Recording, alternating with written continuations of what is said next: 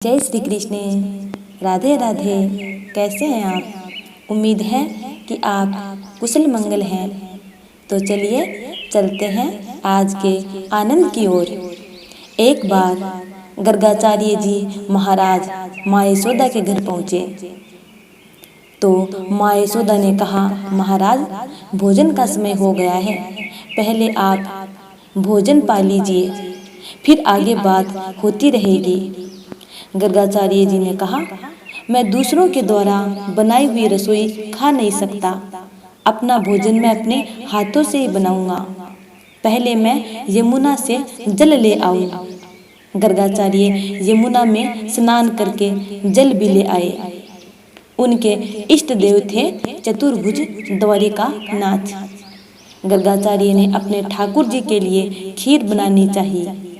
भगवान को खीर भोग लगाऊंगा और फिर प्रसाद लूंगा। यशोदा ने सोचा कि ये गर्गाचार्य भगवान को खीर चढ़ाए बिना खाएंगे ही नहीं, सो खीर को ठंडी करने के लिए उन्होंने गर्गाचार्य को सोने की थाली दी। खीर ठंडी हुई तो गर्गाचार्य जी ने तुलसी दल बिखराकर भगवान की स्तुति प्रारंभ की। हे नारायण, हे लक्ष्मीपति, हे वैकुंठपति, खीर आरोग्य। कन्हैया कहने लगा, मैं ही लक्ष्मीपति और वैकुंठनाथ हूँ। गुरुजी शायद मुझे ही पुकार रहे हैं, अतः खाने के लिए मुझे ही जाना पड़ेगा। और सोचकर वह खीर खाने के लिए भागा हुआ आ पहुँचा और खीर खाने लगा। बार बार माला फेरने में जितना समय लगे उतने समय तक ठाकुर जी के लिए थाल रखा जाए।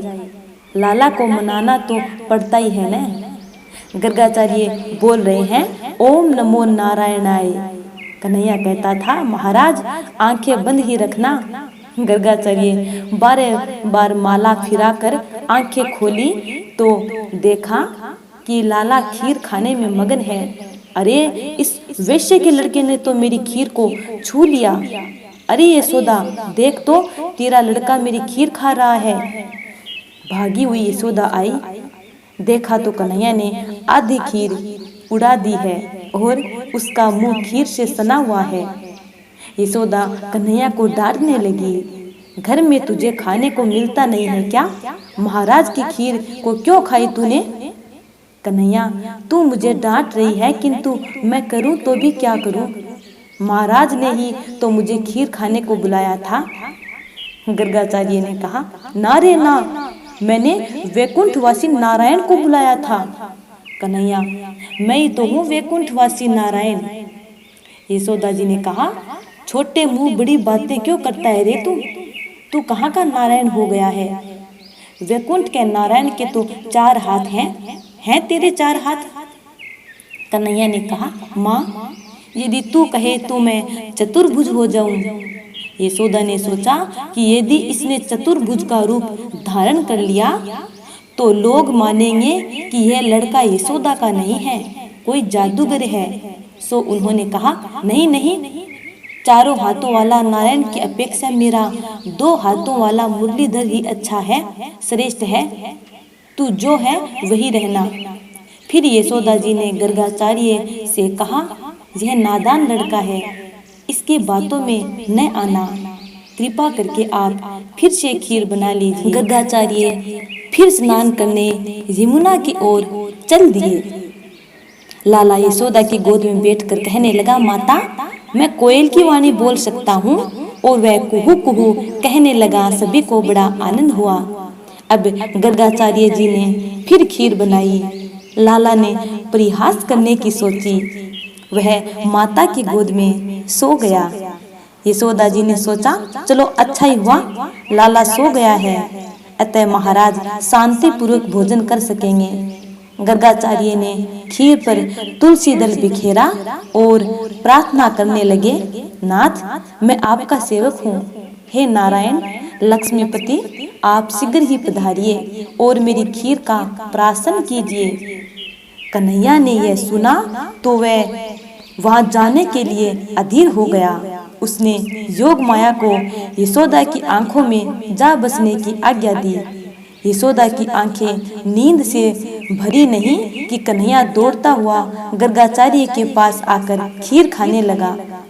गर्गाचार्य जी ने देखा, अरे यह वेश्या का बालक ने तो फिर मेरी खीर को झूठी कर दी।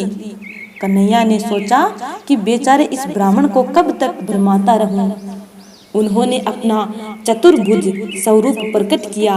महाराज, आप जिस नारायण की आराधना कर रहे हैं वह मैं ही हूँ और गोकुल में कन्हैया का रूप लेकर अवतरित हुआ हूँ। आपकी तपस्या सफल हुई है।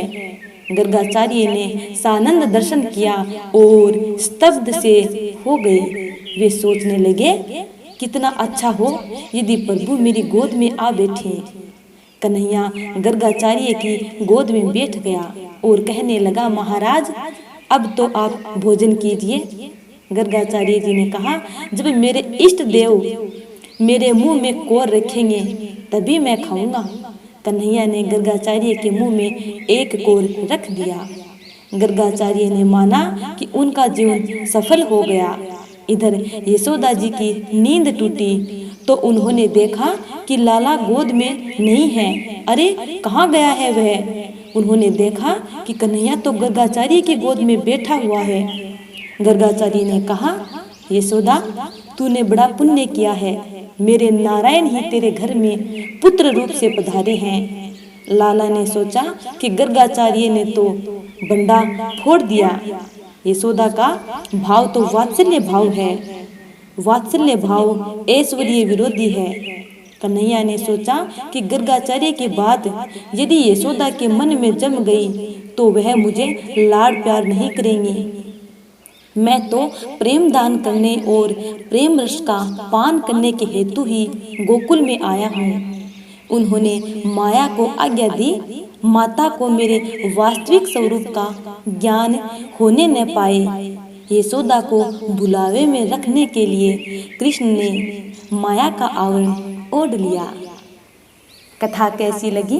यदि अच्छी लगी है तो लाइक, कमेंट और ज़्यादा से ज़्यादा लोगों में शेयर करना और आने वाली कथा और वीडियो का इंतजार करना। तब तक के लिए जय श्री कृष्ण, राधे राधे।